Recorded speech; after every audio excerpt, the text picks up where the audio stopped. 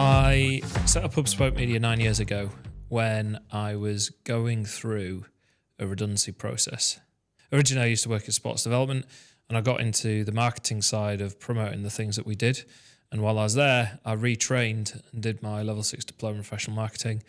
And as I qualified, I got told that I was going to be made redundant. So I thought, why not just go for it? And that's when I set up Hubspoke Media. So in 2016, when I started, it was me at the kitchen table with a laptop. The business was started on, I want to say, £578, might be a few pounds out. But I realised day one when I'd finished my job and I sat down with my laptop open, I realised that I've got the whole world out there and someone's got to pay my mortgage somewhere, and it's this whole concept of going self-employed and finding people to pay. So I realised very quickly that I wasn't going to just find the work just sat at home. I then started working here more and more at Business Central. I had some part-time work, which was helping me launch my business and also pay my bills. And I was using the open space hot desking area downstairs to get started. And it was really great because you naturally met people and got talking to people, and they started to know a bit more about you and what you were doing. The biggest challenges I faced in the early days of setting up the business was I had this vision of where I wanted to go with the business. It was all going to be grounded in the photography and the videography side, but the cost of that equipment to do it at the level we do it is thousands of pounds, tens of thousands of pounds. So the barrier to us working up to that was huge. That meant we had to work on our other areas that we also do, because actually what we do now is we take the photography and videography into our marketing work. So I could still do the marketing work, but I had to come up with a way to kind of develop the business whilst not having the gear. And it was little by little. So it started off with a basic, decent entry-level camera, and I was doing commissioned work on that. And it was just through networking, getting to know people, shadowing people. Scott Acos, big shout out to Scott. He was massive in terms of helping me with photography, videography. And also it's about learning all of the gear and how it works. So all you spent your time doing really was learning, watching lots of YouTube videos to try and develop your skills. And then one thing is, like, once you've learnt it, it's like, how do you actually develop your style, especially with photography and videography, but then also your style with marketing and what you think works.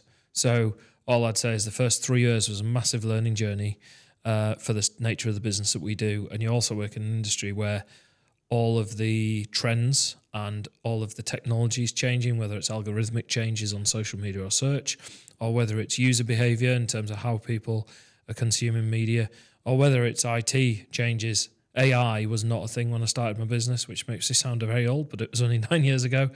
Captioning videos and things, people weren't doing that as much, but we were doing it manually. But now we've got full AI support in the software that we do that gets it probably 95% of the way there. So it's then learning how to use those new tools that have come into the business over the years.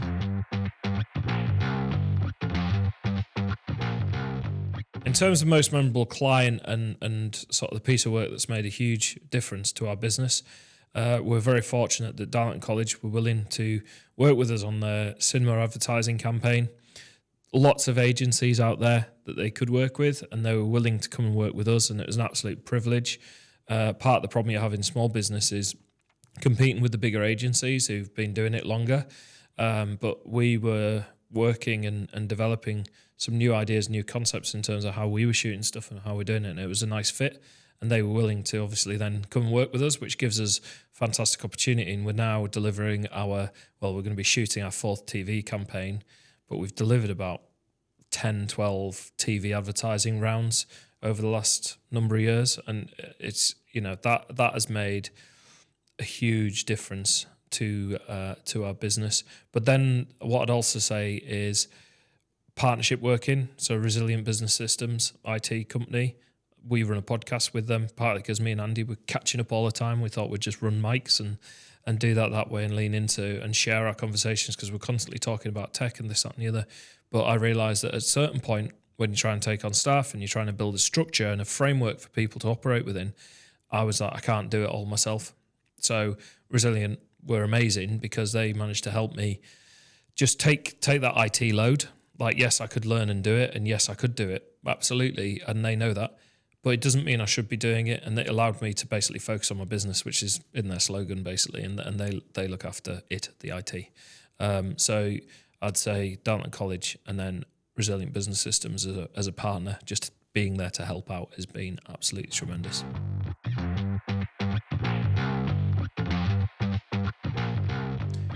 So in 5 years' time, I see Hubspoke being regionally known. I want to expand, more staff, but I can equally see the changes that we may have to take. So we're in the podcast studio that we support and deliver down at Stream Space. That didn't exist 5 years ago. Who knows what will exist in 5 years, especially in this technology space.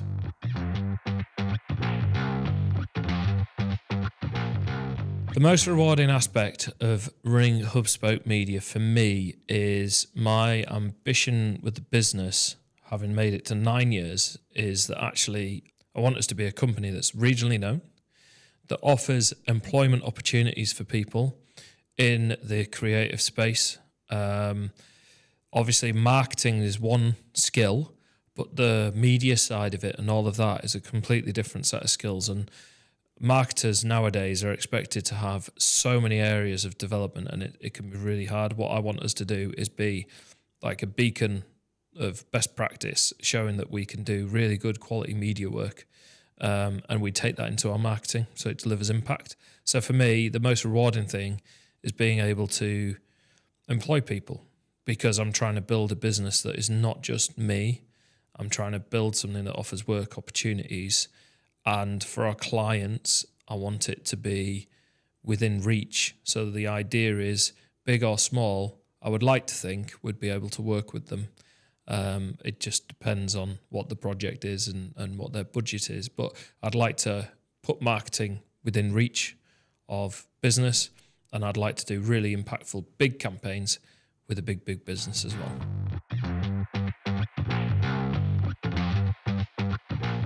So how I manage my passion for the photography and videography versus running the actual business is something that I've had to figure out as we go.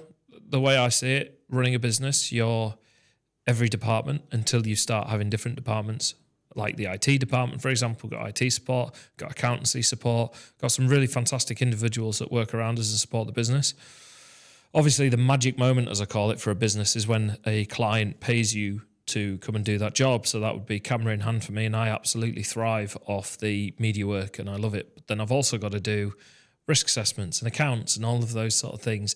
I think in reality, for me, the best thing about business is before that step, it's the moment where you present a client a piece of work and you've got these ideas that you want to bring forward and they say, yeah, that is actually the best feeling for me, because you've seen the cycle through to that point, that magic moment, and now it's time for you to deliver. And in this game, especially with business, people only know you can deliver once you've done it, right? You can't, obviously you can go with the best intentions and you can tell people that you can do it, but it's actually turning up and delivering. So I'd say that's then followed by delivering from the client, whether that is a marketing campaign, whether that is video. So actually, whilst I really enjoy being camera in hand, it's actually being able to support our clients.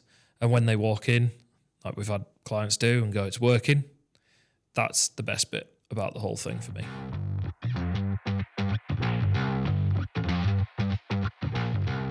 I would say start with understanding what it is you're good at. Okay, so photography as an example, there's so many different facets to photography. I am now at the point where I can go from shooting real estate to shooting products to shooting headshots to shooting events. And what I'd say is you need to experience as many of those things.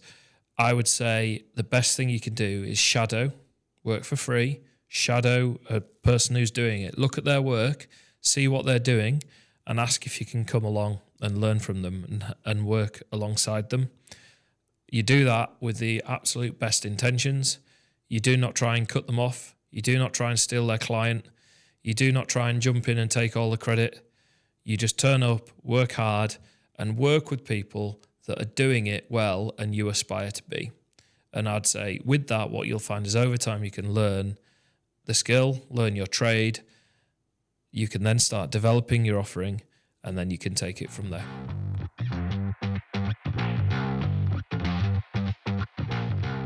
The biggest turning point for me in running my business was learning to say no.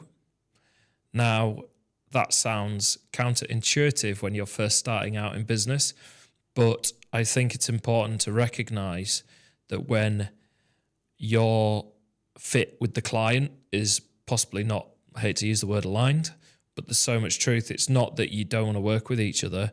It's just your outlooks might be different.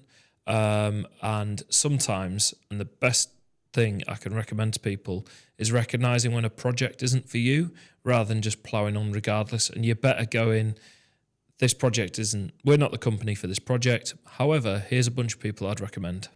And it doesn't have to happen often, but I think it's especially important to get that right, because what that does is it builds your reputation. And believe it or not, there's been projects that I've said we're not the company now, or we're not the company altogether for this project. However, here's some people I'd recommend. We've then ended up working with that client again in the future. It's not about burning bridges. It's not about a on or off or a yes or a no. It's just about operating with integrity and honesty. So if it's out of your reach and you're not able to deliver on it, say that. If the client is maybe not on the same page as you and they've got ambitions, or ambitions keep on changing, that can sometimes happen. That's the point where you need to speak up and say, right, here's where we are. This is where I think you are.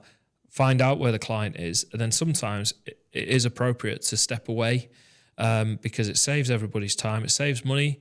It also, hopefully safeguards reputation because you've acted in the best interest for the client. Not everything we do, we always go in the best interest of the client. And if we think it's against their best interests, we will tell them. So don't be afraid to say no or speak up, I suppose, and just query things and whether that is, whether this thing is a right idea. And I'd say that is the most proactive thing you can do.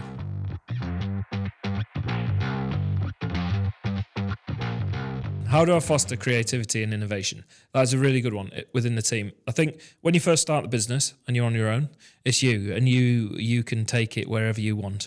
What I learned very quickly is when I started having people that work in the business and work on the business, I've got to let go, and I was all right with doing that, letting them take control, because otherwise they're here to do the job. You need to let them to do the job. People are here to contribute. They want to contribute. You need to let them contribute.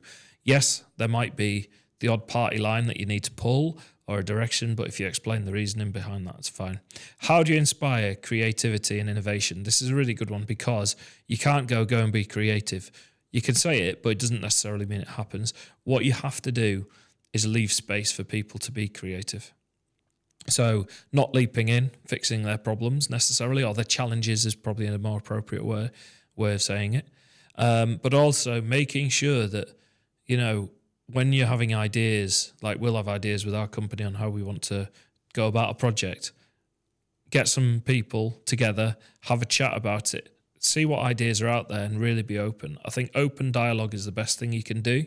And then as my role as director of the company, running the company, I need to support that. Now, the challenge is always you've got work coming in left, right and centre, and you need to deal with that. It's about responding to that work, but also leaving space for creativity to happen. That's really important.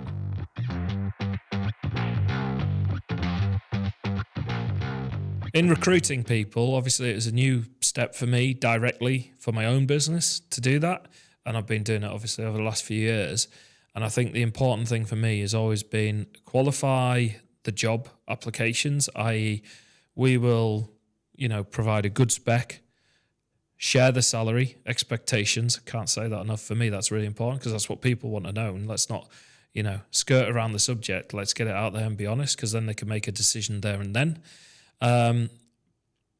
Put a competitive recruitment thing in place where you're also doing some kind of we'll do a task. So it might be create a piece of media to come into. The reason why is it's all well and good people saying good answers, but we in our industry, we need to see it So it could be sharing a portfolio piece of work that they do, or someone might want to create a piece of work. Obviously, it depends on what role they're going for. So what I'd say is advertise, use big platforms. Absolutely brilliant to get a good recruitment drive in. Understand that you'll probably get quite a lot of people that will submit their applications. Take the time to do accurate shortlisting, and set a task where you can actually see some work. And then at the end of the day, it's looking for personality fits that you think that will fit well with the team as well. And, try and get an idea on what their outlook is.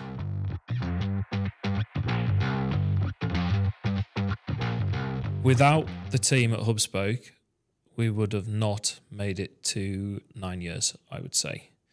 The reason for that is running a business on your own is really hard work.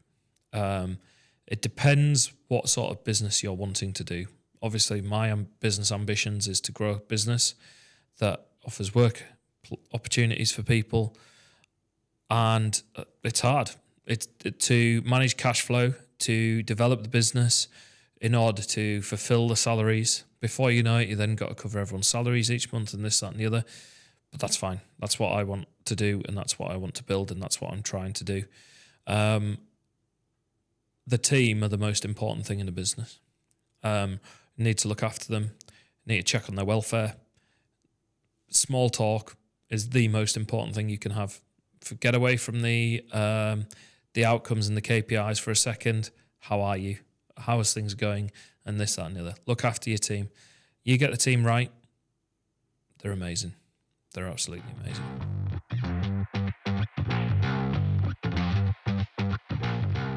Can I describe the company culture? I think so. I mean, it's kind of probably based off my own sort of values, really. I'm a big believer in do what you say you're going to do. So I like to think that that's what we do, and I've said that many times. Our business on this side of stuff is in the business of making you look good and sound good. So it's about making sure that our standards of work are high. One thing I had to wrestle with is I never thought we had a company standard of work. And then obviously Helena went through the apprenticeship process, and that was amazing for me because it taught me so much in terms of I was supporting her develop her skills, particularly because she was an apprentice. And then getting the standards, and then it made me realise that whilst I didn't think I had high standards, it was like every little camera shake or every little, we'd be trying to iron out the kinks. I was like, okay, actually, yes, I do have standards, and this is what they are. And I think it's important to then communicate those standards. That in the early days is probably what I struggled with the most, to communicate accurately. So yeah, do what we say we're going to do. Operate with honesty and integrity. If something's not right, say so. If something's if something's not right with the client, talk to them. I want to be a trusted partner, and that might sound cliche, but all we want to do is work closely with the people that we work with.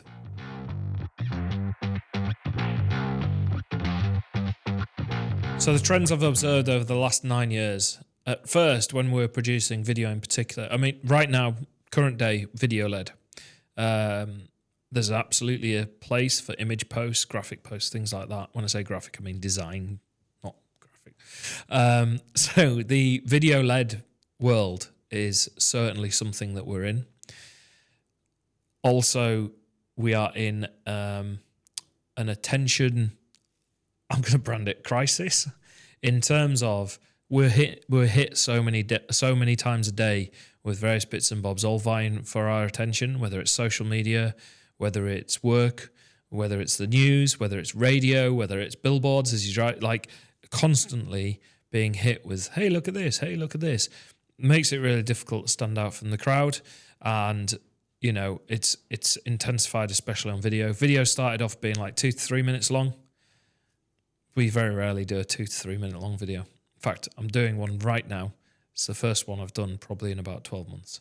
Everyone wants it shorter. Everyone wants it to be a minute. The platforms that we operate in and change. Obviously, TikTok has exploded on the scene in that time. It didn't even exist. It was originally called Musical.ly.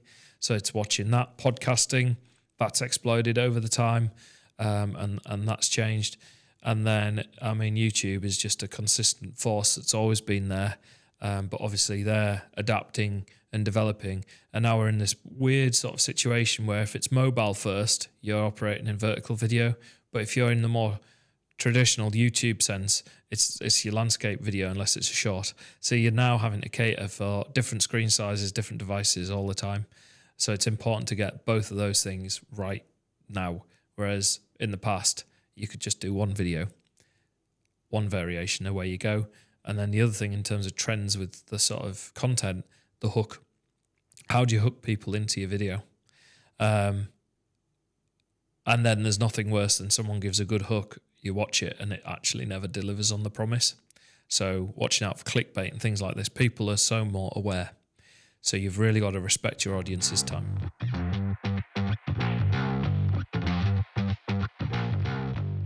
So AI on marketing media services like ours, people have come to me straight away going, right, why do we need to use you for social media and not AI?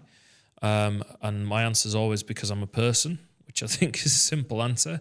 Yeah, you can absolutely get AI to create posts. It doesn't mean you should necessarily. What we can find is sometimes, obviously, information can be inaccurate. Or the problem with social media is that maybe some misconceptions are held. It's like, in terms of business, just going sell, sell, sell, buy, buy, buy.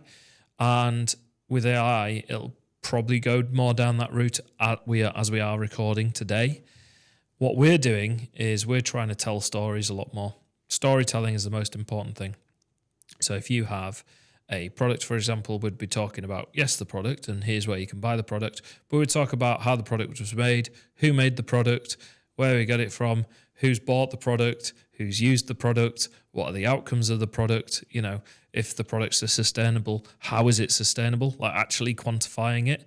So it's about really understanding your audience. And at the moment, if you produce AI generated social media posts, which equally is something we don't do, we will make sure that we take the time and the effort to actually storytell and represent that organization appropriately.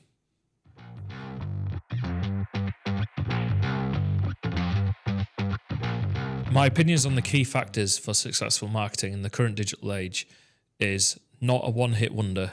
Viral content happens, but it happens infrequently across the patch. When it does happen, it blows up and well done, congratulations. There's no magic remedy to create a viral piece of content. The thing with marketing is you need to be consistent.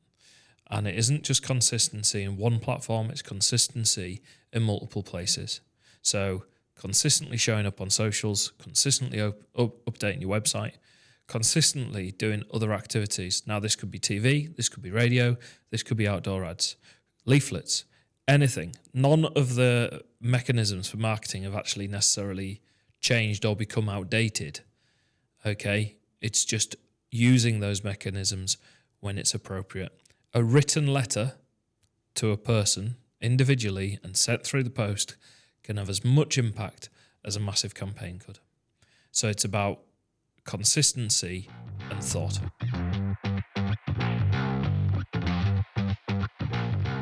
9 years at Hubspoke Media has been, I think now for me at the point, it's got to the point where it's a constant in my life, and I mean that in a positive way. Like in the early days, it was, are we going to survive?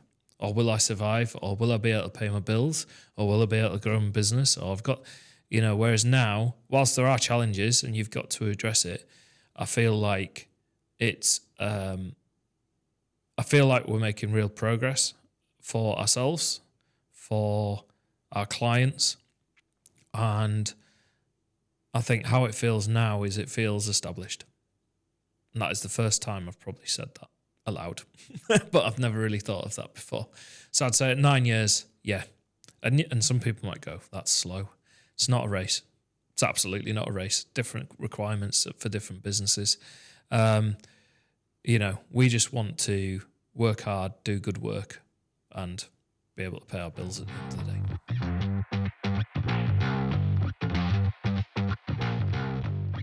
What's in store for year 10 is we are currently getting more and more requests to support people with learning how to do videography, and particularly understanding what content they should be posting on various platforms.